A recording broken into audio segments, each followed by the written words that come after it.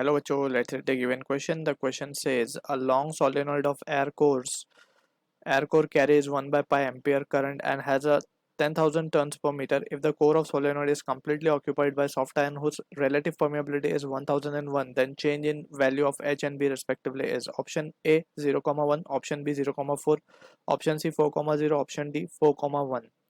So to understand this question, we need to understand about the concept of magnetizing field intensity. Magnetizing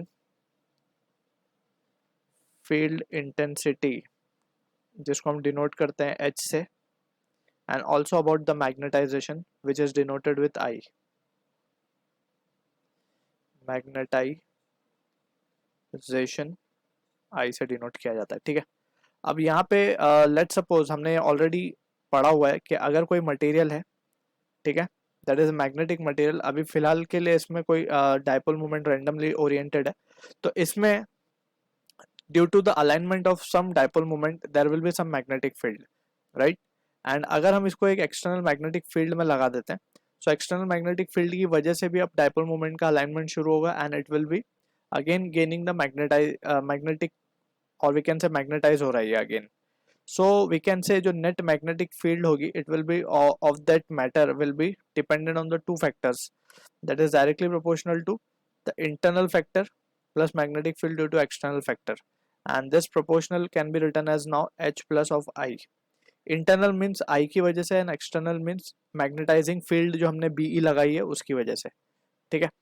तो यहाँ पे this is the value of B net that any matter can have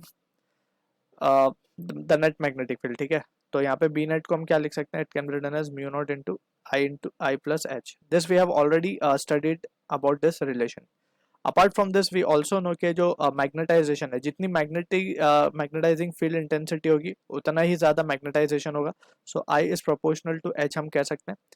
तो from here we can say I will be equals to zeta into H, where zeta is known as the constant and it is known as magnetic susceptibility. Apart from this we need to also have an idea regarding the relative permeability. Relative permeability को हम क्या लिखते हैं, it is a ratio of permeability, magnetic permeability of material upon the magnetic permeability of free space. So this is how we write the relative permeability. So using this basic understanding and formulas we'll try to answer the question. So हम क्या करेंगे, इस question को दो part में break करते हैं. First is when there is nothing been inserted, there is vacuum inside basically, ठीक है, वैक्यूम की बात करें। अब वैक्यूम की बात करें तो there will be no dipole moment present, so in that situation internal की वजह से तो कोई मैग्नेटाइजेशन नहीं होगा, तो I will be zero in this case, ठीक है। अब हम बात करें सोलेनॉइड की, तो सोलेनॉइड का स्ट्रक्चर कुछ इस तरीके से होता है, this are the coil of solenoid and we know के जो इनसाइड मैग्नेटिक फील्ड होती है इट इज यूनिफॉर्म, एंड इसकी जो वैल्यू लिखी जाती है दैट इज बी नॉट, हम लिख रहे हैं फॉर वैक्यूम को रिप्रेजेंट करने के लिए म्यू नॉट इंटू एन आई, ठीक है। तो यहाँ से बी नॉट की वैल्यू हम निकाल सकते हैं, it can be written as mu naught into, mu naught की वैल्यू अगर हम देखें तो इट इज 4 पाई इंटू 10⁻⁷ होती है, ठीक है। इंटू एन की वैल्यू अगर हम देखें क्वेश्चन में 10⁴ है, I is been given as 1 by pi. So B naught की वैल्यू जो आ रही है यहाँ से it is coming out to be 4 into 10⁻³ tesla. ये हमें मिल गया बी नॉट, यानी कि इनिशियल जो जब हमने सॉफ्ट आयन को इंसर्ट नहीं किया तब मैग्नेटिक फील्ड कितनी मिली, दिस। अब हम यहाँ पे एच की वैल्यू भी कैलकुलेट कर लेते हैं कि एच क्या आएगा। तो एच हमें पता है, सिंस आई इज 0, सो यहाँ पे हम क्या लिख सकते हैं, बी नेट। अब net magnetic field will be B naught only, right, it will be mu naught into H हो जाएगा। तो यहाँ से h की वैल्यू क्या आ जाएगी हमारे पास, h will be B naught upon mu naught. B naught की वैल्यू जो मिली हमें 4 इंटू ये, तो ये वैल्यू आएगी 4 इंटू 10⁻³ डिवाइडेड बाय 4 पाई 10⁻⁷, तो which comes out to be 10⁴ divided by, तो यहाँ लिख लेते हैं 10⁴ by pi, and it will be ampere per metre. So this is the value of h। ये हो गया first part of the question. Now let's move on to the second part, जब हम इसमें सॉफ्ट आयन इंसर्ट करेंगे, ठीक है। तो for that we will take it over here. So when soft iron is inserted, soft iron जब insert होगा तब मैं, ये हमारा सोलेनॉइड था एंड यहाँ पे अब हमने क्या किया, कट टू कट एक सॉफ्ट आयरन को इंसर्ट कर दिया। सो नाउ जो मैग्नेटिक फील्ड होगी, लेट्स हम मान लेते हैं B1 होगी। सो B1 को अब हम क्या लिख सकते हैं, inside magnetic field will B, अब हम लिखेंगे मैग्नेटिक फील्ड ऑफ मटेरियल, क्योंकि वहाँ पे कोई मटेरियल नहीं था इसीलिए हम म्यू नॉट ले रहे थे, ठीक है। वहाँ पे we need to be careful, जो परमियाबिलिटी थी, राइट, परमियाबिलिटी को हमने फॉर वैक्यूम 1 कंसिडर किया था, अगर हम ध्यान से देखें तो हमने उसको वहाँ पे लिखा था जस्ट म्यू नॉट, और यहाँ पे हम लिखेंगे म्यू नॉट ऑफ मटेरियल, जो भी मटेरियल है इसका, into the value that is n into I. अब म्यू एम को तो बाय डिफॉल्ट हम क्या लिखेंगे, mu R into mu naught, ये जो रिलेशन हमने लिखा है म्यू इंटू म्यू नॉट। तो हम देख सकते हैं कि अब वहाँ पे जो हमने फर्स्ट केस वैक्यूम लिया था वहाँ पे म्यू आर बाय डिफॉल्ट 1 हो गया था, ठीक है ना। तो for this are the thing we need to be clear with. अब यहाँ पे b1 की वैल्यू क्या आ जाएगी, म्यू आर हमें गिवन है 1001, ये वैल्यू होगी 4/10⁻⁻⁷ इंटू n हमें गिवन है 10⁴ into I is this, and ये वैल्यू आएगी 4004 इंटू 10⁻⁻, यहाँ पे हम देख सकते हैं पाई पाई कैंसिल हो जाएगा, 10⁻³ and tesla. So this is the value of b1। अब नाउ इसी के corresponding we need to calculate, अब हमने क्योंकि मटेरियल इंसर्ट किया तो magnetic field b1 can be now return as mu naught into h plus I, ठीक है ना। तो अब यहाँ से हम i की वैल्यू को कैलकुलेट भी कर सकते हैं यहाँ से, but we have to careful calculate the value of this h, ठीक है।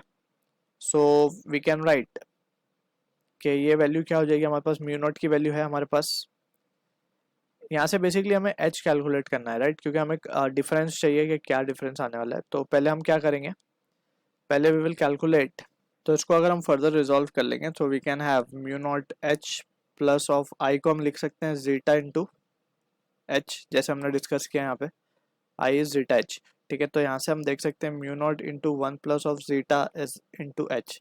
अब ये जो टर्म है ना इसे हम कहते हैं मैग्नेटिक परमेबिलिटी ऑफ मटेरियल, ठीक है, into h, that is b1। अब यहाँ पे फ्रॉम दिस वी कैन से, अब इसको हम करस्पॉन्डिंगली क्या कह देंगे ना, h1 कह देते हैं इसको हम, ठीक है, फॉर द सेकेंड केस। सो ये h1 हो जाएगा अब हमारे पास। सो h1 की वैल्यू क्या आ रही है, h1 is coming out to be b1 upon mu M. So b1 actually था क्या हमारा, b1 था हमारे पास म्यू एम एन आई, अगर हम ऊपर एक्सप्रेशन देखें सो b1 ये था हमारे पास। तो यहाँ से म्यू एम कैंसिल, सो n इंटू आई, n था 10⁴, आई गिवन है 1/π। So this is the value of ampere per meter. So this is the value of H1 we have calculated, right? So अब हमें क्या find करना था, basically we are interested in calculating the change. So therefore change in, पहले हमें find करना है change in H. Change in H will be H1 minus of H, that is 0. H1 भी same आया, H भी same आया, तो 0 होगा। And change in B, पहले हमने बोला उसको b, अभी b डैश b1 बोला उसको, पहले हमने बोला था b not. So b dash b1 हमें क्या मिला है, b1 मिला है 4010⁻³ माइनस ऑफ, पहले हमें मिला था 4 into 10⁻³ minus 3। So we can have this result as to be therefore 4। So this is the answer, 0,4 answer आ रहा है इसका। सो जो कि मैच हो रहा है ऑप्शन नंबर बी के साथ। So I hope you understood the solution. All the best.